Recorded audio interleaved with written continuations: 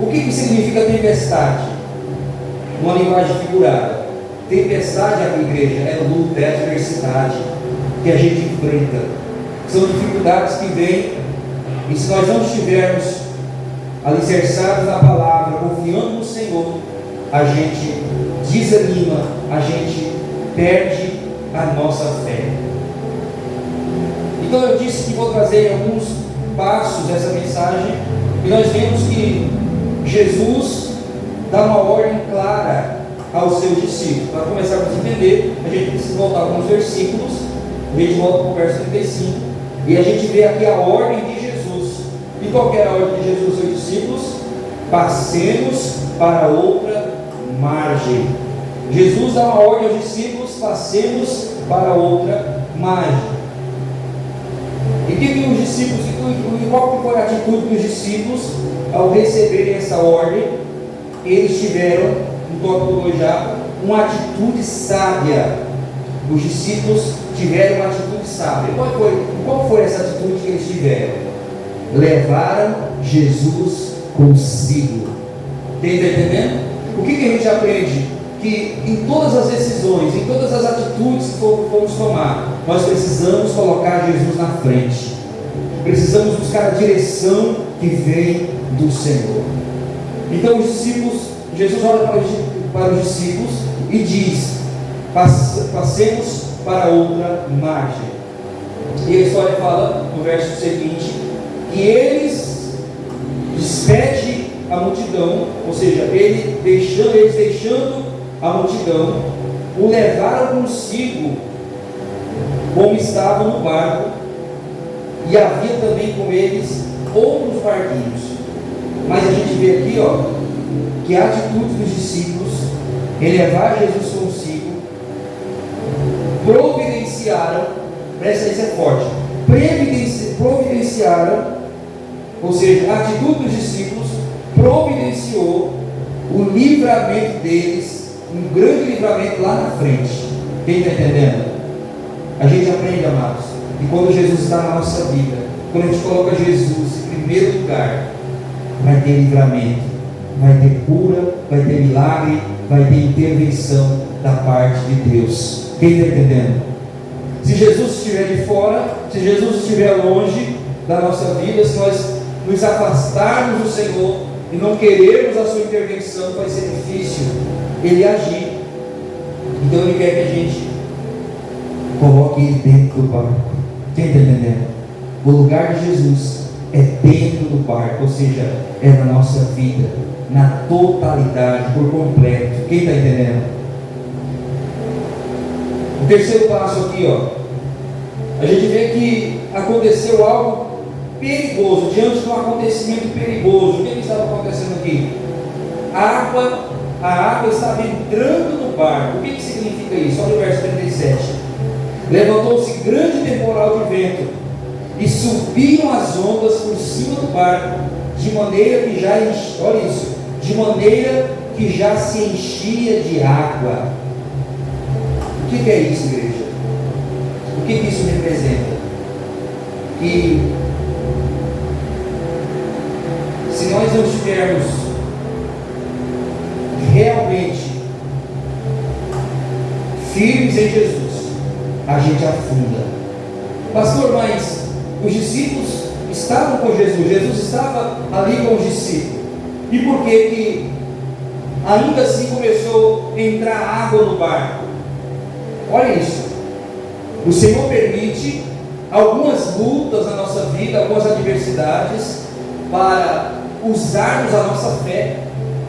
Quem está entendendo? Porque os discípulos já haviam visto Jesus multiplicar os pães, já haviam visto Jesus ressuscitar Lázaro, já haviam visto Jesus fazer tantos e tantos milagres. Agora eles precisavam colocar em prática aquilo que eles estavam aprendendo. E isso é assim que acontece com a gente, conosco. Nós aprendemos com a palavra, nós estudamos as escrituras, a gente aprende a palavra de Deus na igreja, você medita nas escrituras, você aprende coisas novas da palavra de Deus. Só que vai chegar um dia que você vai ter que colocar o que você aprende em prática, em ação. Está entendendo? Porque da mesma forma que teve efeito na vida de outras pessoas, na vida até mesmo dos heróis da fé, colocarem a palavra de Deus em prática, na sua vida também vai ter efeito.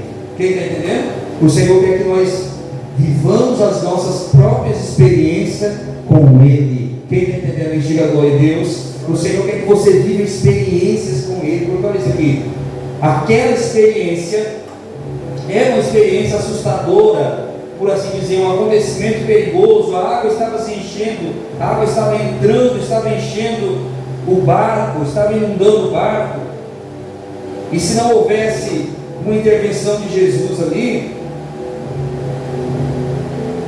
o barco afundaria. Mas sim que Jesus, por que Jesus, vamos assim, porque olha isso aqui, Jesus é 100% homem, 100% Deus. Jesus, ele sabia o que estava acontecendo no seu espírito, embora ele estava cansado da viagem, humanamente dizendo, ele estava dormindo, mas o seu lado divino sabia o que iria acontecer, porque ele é onisciente, onipresente, onipotente. Então por que Jesus permite aquela tempestade? Era para os discípulos usar a fé. Presta bem atenção nisso. Tem coisas que a gente tem que usar a nossa fé. Quem está entendendo? Tem coisas que a gente tem que usar a nossa fé. Por quê? Porque se você observar mais para frente, você vai ver que Jesus, ele diz no verso 40: por que sois assim tão tímidos? Tão tímidos? Ainda não tendes fé? Por que Jesus disse ainda não tendes fé? Por quê? Porque eles haviam presenciado muitos milagres, muitos livramentos da parte do Senhor, muitos milagres eles já haviam visto, e agora eles precisavam colocar a fé em ação. E se você voltar, se você olhar lá no capítulo 10 de Mateus, conhecido como a grande comissão, Jesus envia os seus discípulos de 2 em 2, e Jesus diz: eis que eu vos dou autoridade para pisar em serpentes e em escorpiões, se beberem alguma coisa mortífera, não lhe fará dano.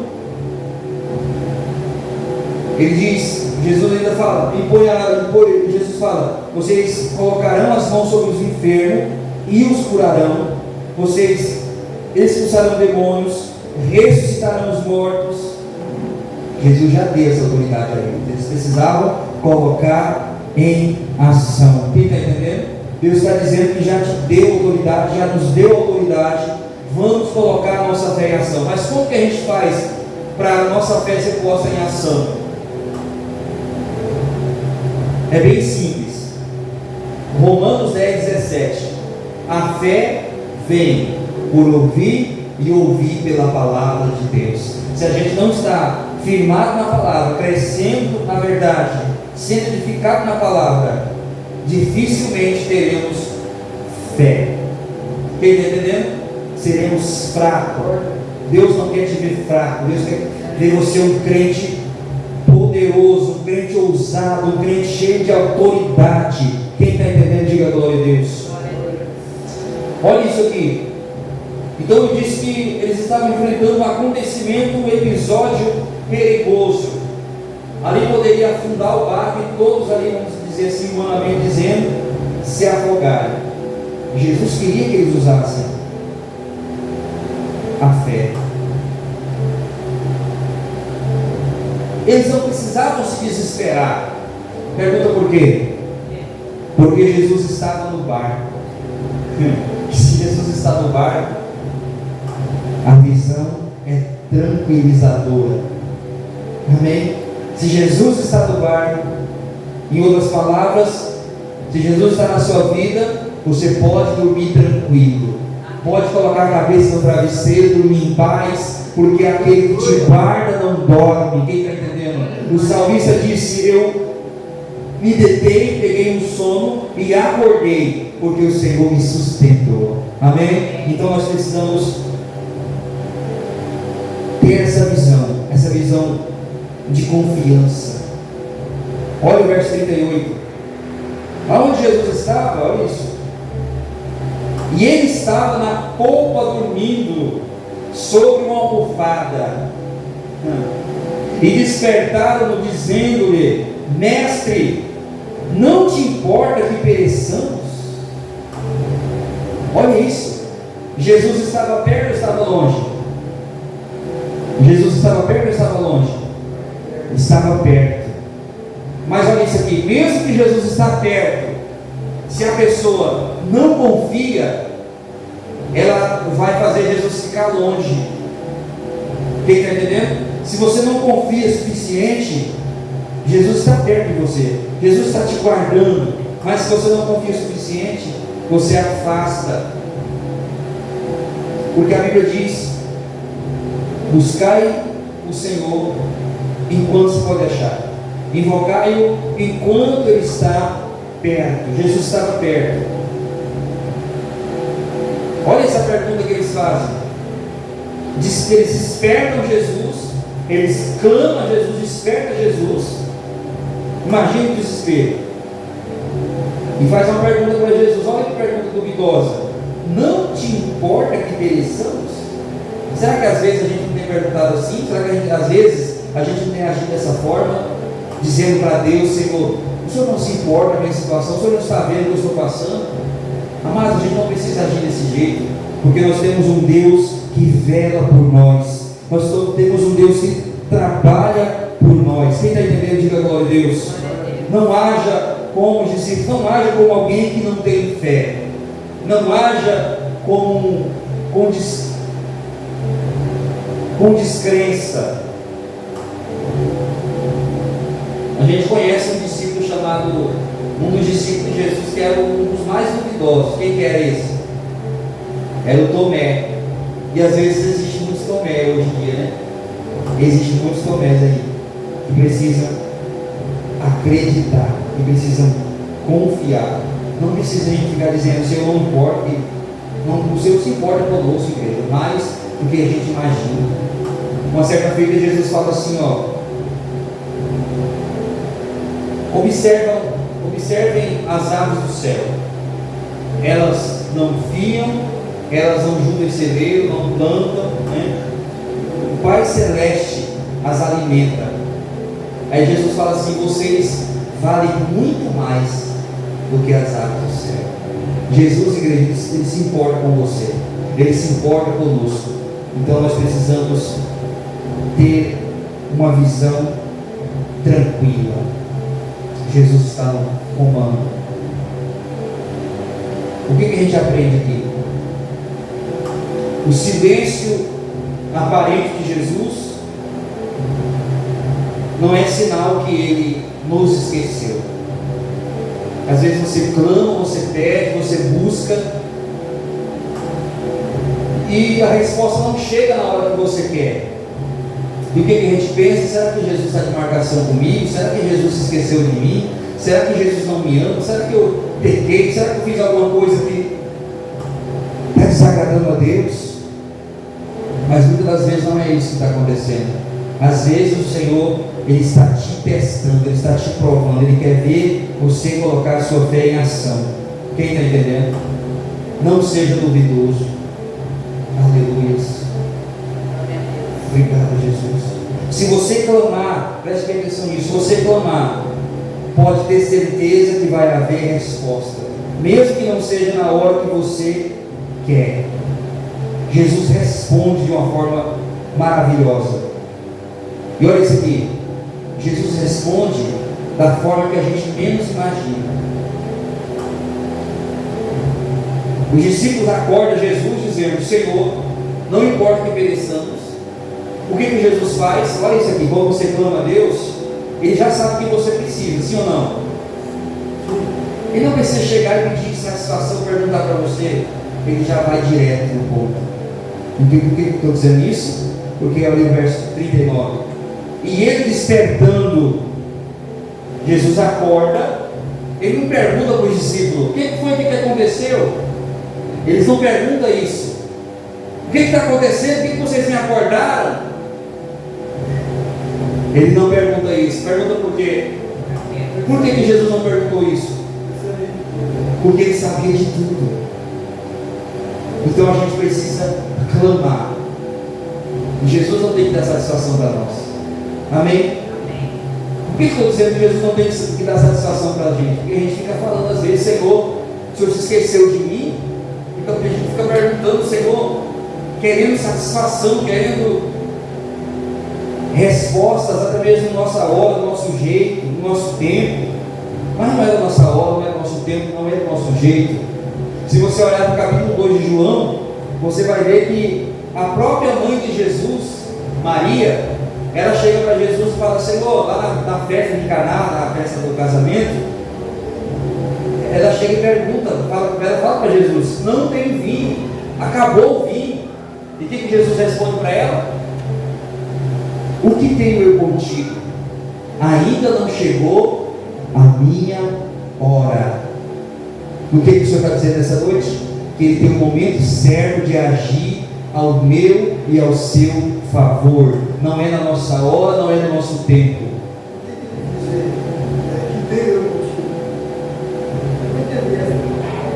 Jesus, Ele estava dizendo, vou dizer assim em outras palavras, Jesus estava dizendo assim, o que tenho eu contigo? Jesus estava dizendo, basicamente o que eu estou dizendo aqui. Jesus não tinha que agir na hora que ela queria. É isso que Jesus estava dizendo. Quando Jesus responde, o que tenho eu contigo? Jesus estava dizendo, o que eu estou para fazer não compete você saber. Você nem imagina. Quem está entendendo? Porque Jesus, ela chega para Jesus falando o que tinha acontecido, mas se você olhar a história, você vê que ainda Jesus não tinha feito nenhum milagre.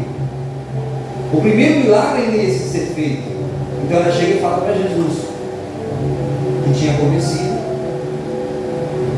Imagino, porque Jesus era com certeza um dos convidados especiais. E aí Jesus olha para ela e diz, mulher. A palavra mulher no grego quer dizer mãezinha. É uma palavra de respeito. A gente olha assim e fala, mas Jesus chamou a dele de mulher? Tem muitas coisas que a gente precisa olhar lá nos originais. Então Jesus fala, mãezinha, a minha hora ainda não chegou. Ele estava dizendo, eu só vou agir na direção do Pai. Quem está entendendo isso aqui, diga glória a Deus, é forte, hein? Jesus, que é Jesus, agir na direção de Deus, quanto mais nós não vamos agir na direção de Jesus. Porque assim como Jesus era obediente a Deus, nós precisamos ser obedientes a Jesus. Amém, amados? Porque Ele é o exemplo de obediência. E olha que coisa linda isso aqui, ó. Então Jesus desperta. Como eu disse, Jesus não pergunta para os discípulos por que ele estava sendo acordado, por que alguém interrompeu o seu sono. Ele desperta e ele, primeiramente, ele vai fazer o quê? Ele vai colocar, dar um basta no que causava medo em seus discípulos. O que Jesus está dizendo nesta noite? Se você clamar, se você buscar a Ele, as coisas que te amedrontam, as coisas que tentam te destruir, Ele vai dar fim, Ele vai, porque aqui tem um significado muito forte aqui, ó. Olha isso. Despertando, repreendeu o quê? O vento, e disse ao mar, cala-te e emudece. Preste bem atenção nisso. O vento, você consegue ver o vento, sim ou não? O vento, ele é invisível. E o que a gente aprende? O vento no original quer dizer espírito. Sabia disso? Presta bem atenção nisso. Quando você clama, quando você busca, quando você confia no Senhor, entrega a sua vida a Ele, coisas que você não pode resolver, coisas espirituais, coisas que existem até mesmo demônios agindo para te destruir, Jesus vai ter diretamente com os espíritos, vai repreendê-los. Quem entendeu isso aqui, diga glória a Deus. Forte. Então, o vento original, pastor, é espírito. Significa espírito. É algo invisível. Então, Deus está dizendo que é Ele quem tem o poder de desfazer. Olha, presta atenção nisso. Ele que tem o poder de desfazer as coisas espirituais, as bruxarias, feitiçaria, as obras infernais contra a sua vida, contra a minha vida. É Ele quem tem o poder de desfazer. E agora Jesus, Ele trata com outra coisa que não era física, era material, vamos dizer assim, líquida. Jesus trata com a água, pastor. Jesus repreende o vento e manda o mar se calar. Olha que coisa forte. Repreende o vento e manda o mar se calar. Porque olha isso aqui, automaticamente o mar estava agitado por conta do vento. Jesus repreende o vento, o mar ainda fica revolto e Jesus manda o mar se calar, se aquietar. E o que acontece? O vento se aquietou. E o que acontece em seguida? Houve uma grande bonança. Ou seja, no mar houve uma grande calmaria. Eita Jesus! Não, a versão bíblica fala assim, ó. Então ele repreendeu o vento e disse ao mar: aquece. O vento parou e houve uma grande calma. O que aconteceu com o mar? Virou uma grande represa, uma grande lagoa. A gente sabe que a água da lagoa é parada, né? É isso que aconteceu. Se você for no mar, em qualquer hora do dia que você for no mar, ele vai estar revolto, ele vai estar aquela onda agitada para lá e para cá. Mas o único que tem poder de repreender o vento e fazer o mar se aquietar é Jesus. Então ele está dizendo nesta noite: coisas que você não consegue fazer, se você confiar nele, ele vai fazer por você. Quem recebe essa palavra, diga glória a Deus. Ele vai fazer por você. Para a gente encerrar, mais dois tópicos para a gente encerrar. Jesus, ele repreende os seus discípulos porque eles não estavam mostrando confiança, eles estavam agindo com descrença. Olha o verso de número 40, aquele a gente vê uma repreensão merecida, né? Olha isso. E disse-lhe: por que sois assim? Por que sois tão tímidos? Ainda não tendes fé?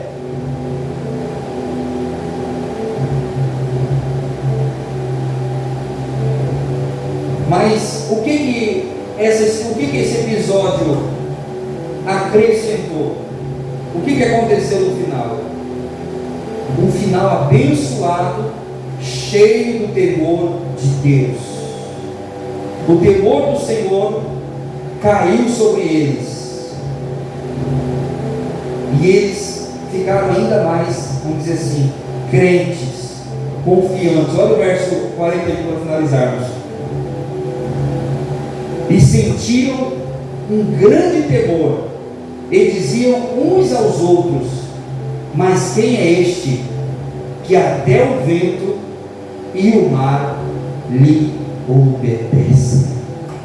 Amém?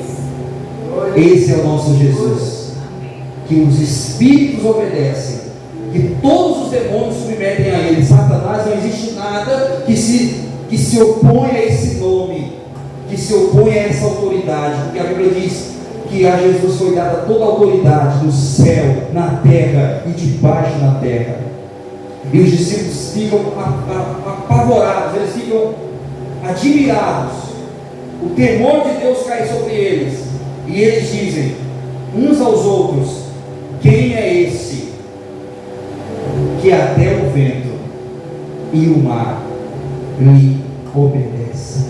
Meu Deus, esse é o Filho de Deus, é esse que pode mudar a sua história. Coloquem-se em pé em nome de Jesus. Que Deus abençoe vocês. Vamos encerrar um pouco mais cedo. Recebe essa palavra. Amém?